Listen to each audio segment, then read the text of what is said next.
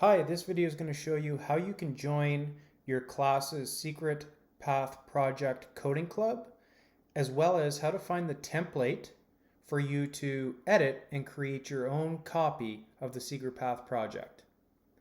So you can see that I'm in a Google Doc here. That's what our school board uses for documents between teachers and students, but your teacher will have shared this link with you in some way, either through Google Classroom, through email, or through a shared document such as this. I'm going to click on the link so that I can go to this website. And you'll notice it brings me to the links coding website, and I need to sign in. So I'm going to sign in with Google. And because I was already signed in to the Google Doc, it recognizes that and forces me into my links account.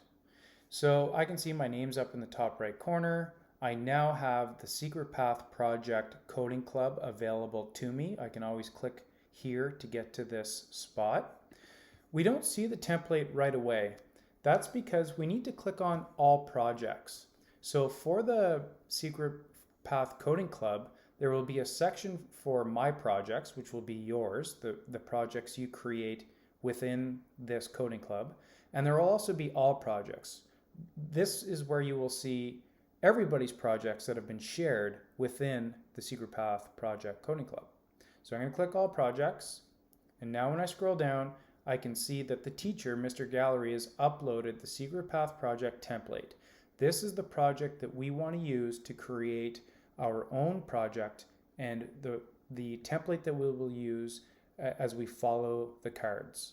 So I'm going to click on it once to open it up, and then I'm going to click Edit. Once it loads, I'm going to change the name, Secret Path Project. I'm going to take out the words template, take out the word template, and put my name. This way, the teacher will know that it's my project. It's important in links that we always save after we've made several changes. So I'm going to click Save. We can see there's the red dot indicating that I need to save. And once that is finished, we can go ahead and follow the cards and work on the project, always ensuring that we hit Save along the way. I'm just going to go back to the main screen, and we can see now that I'm in the My Project section and I have my project here below.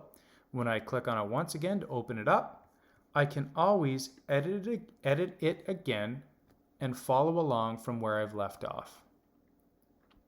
So I hope this video showed you how to access your class's Secret Path Project Coding Club, as well as how to get into the template, rename it so that you have your own copy, and how to get back in and edit it. Thanks for watching.